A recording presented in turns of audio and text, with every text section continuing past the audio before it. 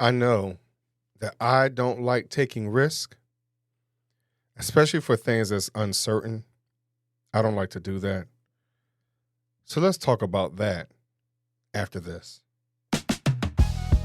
Educate, empower, enable, impact.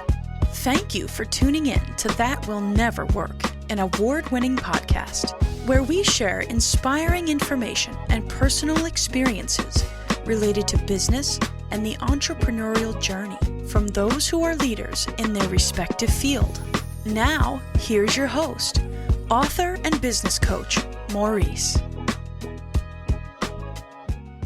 So, as I stated, I don't like taking risk. And I had to think about this for a moment. I had to sit on it to try to understand why I don't, or why I am uncomfortable with this. I had to sit down and take a look at my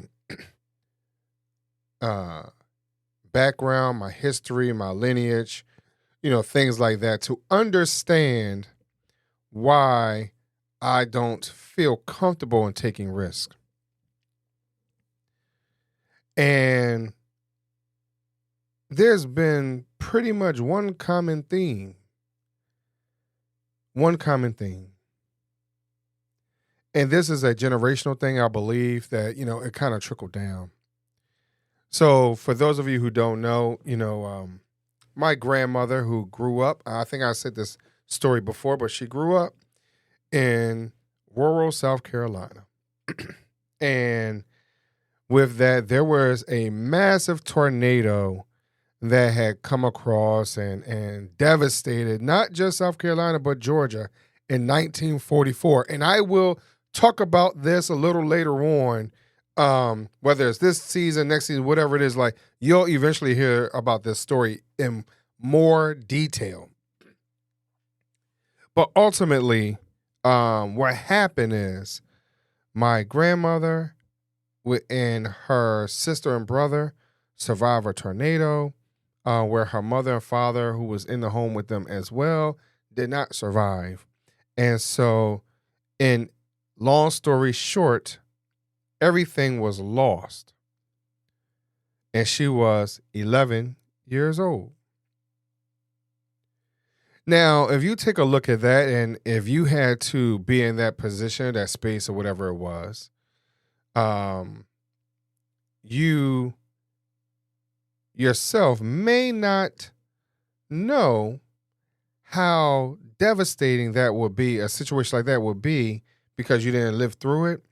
But for those of you who have lived through it, a version of that, no matter how old you are, you may or may not be in a position where you want to lose everything again. So ultimately, we take the time to analyze and overanalyze our wins and losses in any and every situation. Now, here's what the thing was, is that idea that my grandmother had in her mind of losing everything once again. And let's understand what she lost. She didn't just lose material things, she lost her parents as well. And the reality is that we've never discussed the level of loss that my grandmother truly, truly experienced, because she put up such a wall that it was a very hard wall to climb. And so in order for anyone to break free, to break loose, to climb that wall, to scale it, to even skydive over it, whatever it was, it would have been one heck of a feat to do.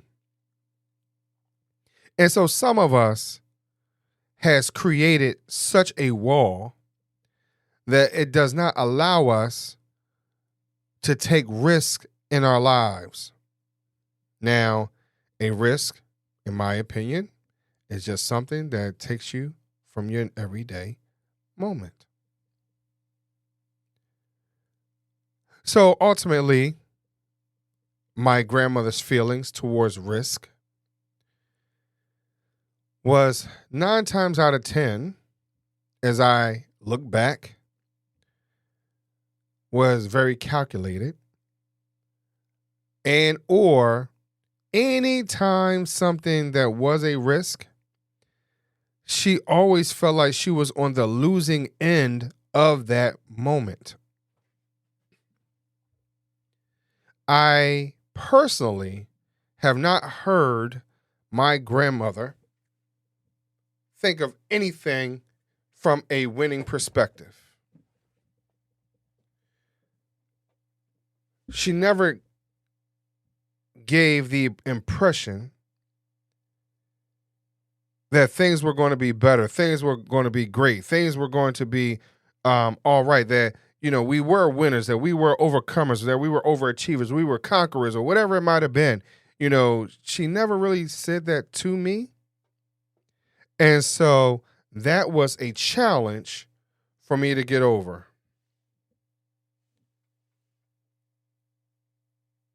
And so now,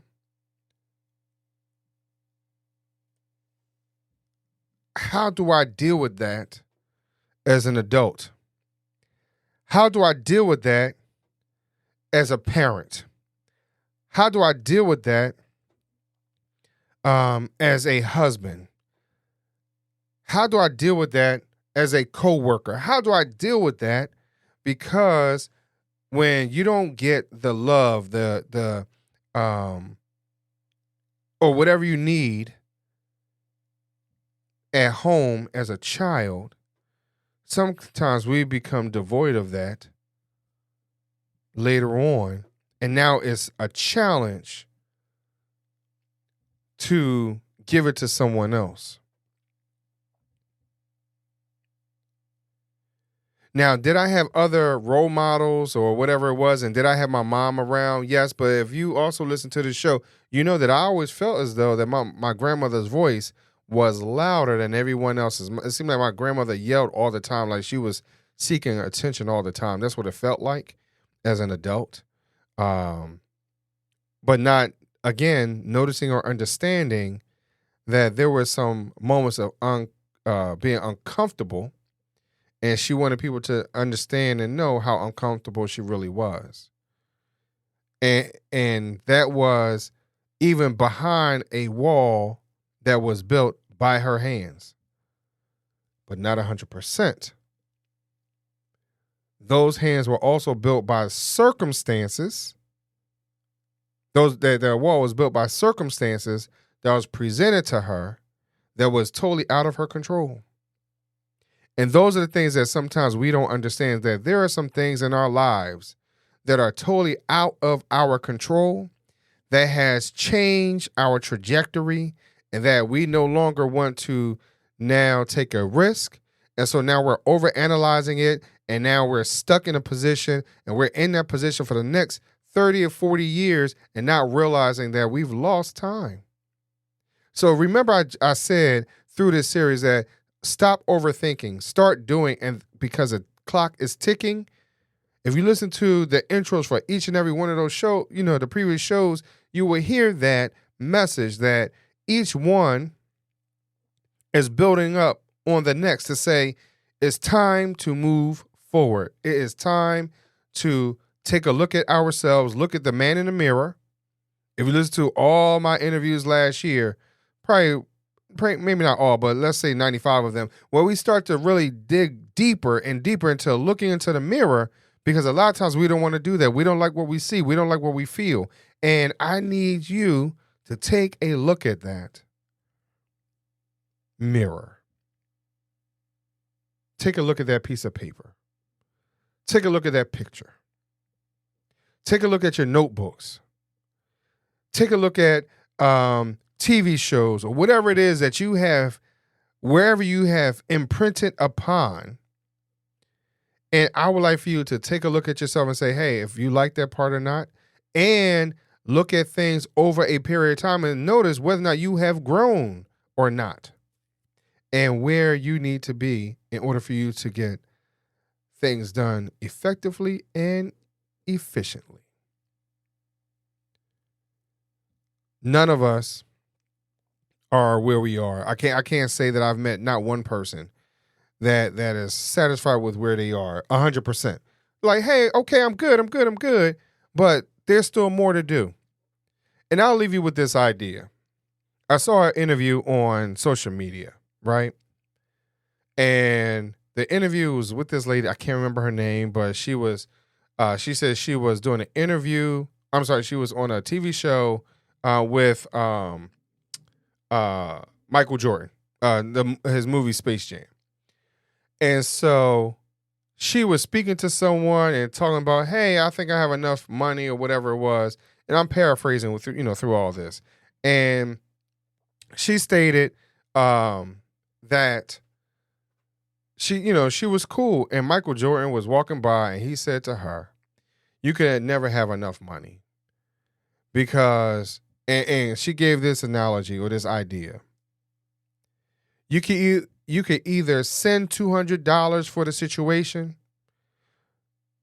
to help fix it, or you could send $4,500 to build the well. Which one do you want to do today?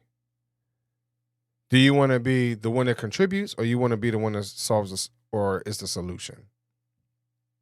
I thank you very much for listening today. Thanks for listening. Follow Maurice Chisholm on social media to stay connected and check back weekly for new episodes. Until next time, that will never work. Or will it?